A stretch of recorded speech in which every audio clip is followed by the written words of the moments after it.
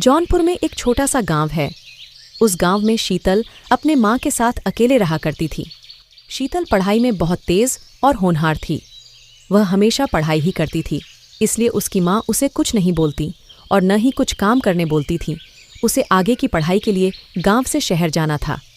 इसलिए एक दिन शीतल अपनी माँ से कहती है कि माँ माँ मैं आपसे कुछ कहना चाहती हूँ।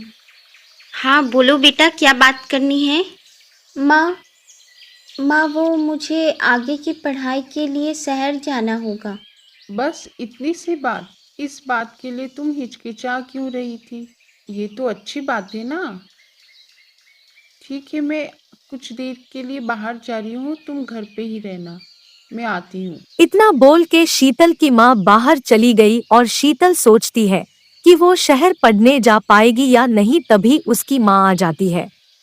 बेटा, आपको आगे की पढ़ाई करनी है ना, ये लो। माँ इसमें क्या है माँ, ये क्या लाई हैं आप? तुम्हें नहीं पता ये क्या है? तुम बाहर जाके पढ़ाई करना चाहती हो ना, तो उसके लिए ये पैसे हैं। इसे ले जाओ और खूब मन लगाकर पढ़ाई करो। ठीक है माँ, आप मेरी बहुत अच्छी माँ हो। शीतल अपनी माँ से पैसे लेकर शहर आ जाती है और सबसे पहले कॉलेज में एडमिशन करवाती है। कॉलेज की तरफ से उसे एक गर्ल्स हॉस्टल मिलता है, रूम नंबर 123। रात काफी हो जाती है तो वो थक के सो जाती हैं। रात में उसे कमरे में अजीब अजीब सी आवाजें सुनाई देने लगती। अचानक से रूम की लाइट चली जाती है और उसकी नींद खुल जाती है और शीतल कौन है वहाँ पे? कौन है वहाँ पे? कौन हो? कौन है यहाँ पे? कुछ देर के बाद लाइट आ जाती है और शीतल वह मान कर सो जाती है। ऐसे ही सुबह हो जाती है और शीतल अपने कॉलेज के लिए चली जाती है। रात में फिर लाइट चली जाती है और अंधेरा हो जाता है। कौन है यहाँ पे? कोई है क्या यहाँ पे? अगले दिन हॉस्टल के मैनेजर से सर मुझे अपना कमरा 123 कमरा चेंज करवाना है। उसमें अजीब अजीब सी आवाज़ें सुनाई देती है। मैं वहाँ नहीं रह सकती, मुझे चेंज करवा। एक तो इतना कम किराया और ऊपर से कमरा चेंज। कोई कमरा चेंज नहीं होगा, इतने में यही कमरा आएगा।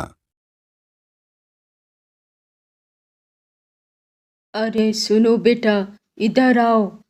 हाँ माँ जी, आपको कुछ काम था मुझसे, आपने मुझे बुलाया? तुम रूम नंबर 123 में रहने आई हो ना?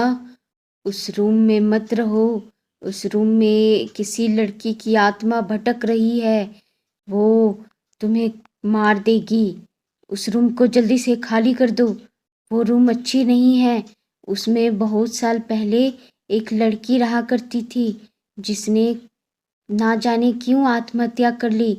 अब उसकी आत्मा उसी रूम में भटक रही है, वो तुम्हें भी मार देगी। ठीक है, मुझे कुछ काम है, मैं जाती हूँ।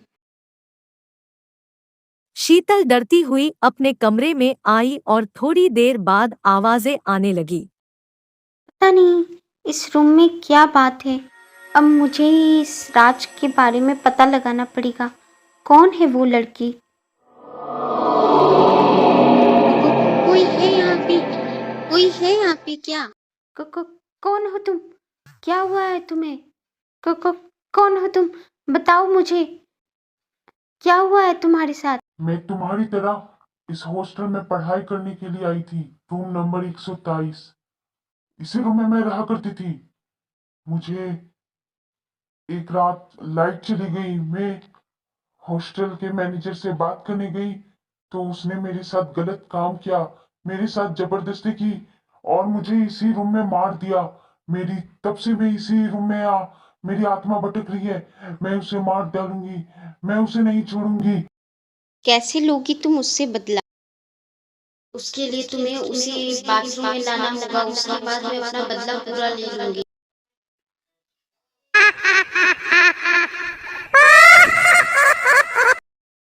सर मेरे रूम के बाथरूम में पानी नहीं आ रहा है, थोड़ा चल के देख लीजिए ना, मेरे रूम में पानी क्यों नहीं आ रहा है? ठीक है, मैं आता हूँ। ठीक है, मैंने अपना काम कर दिया, अब तुम भी अपना काम कर लो। ठीक है, मैं भी अब तैयार हूँ। तुम तो मर चुकी थी ना, फिर जिंदा कैसे हो गई? मुझे मारा था ना तूने, आखिर क्या कसूर था मेरा? अब तुझे भी मैं मार डालूंगी, तू नहीं बचेगा। आज तो तेरा अंत है। इस कहानी से आपको एक बात बोलना चाहती हूँ। कोई भी अकेले लड़की आपके लिए एक मौका या अवसर नहीं, वह एक जिम्मेदारी है, आपकी और समाज की। वह लक्ष्मी है तो काली भी है, उसे सामन दे।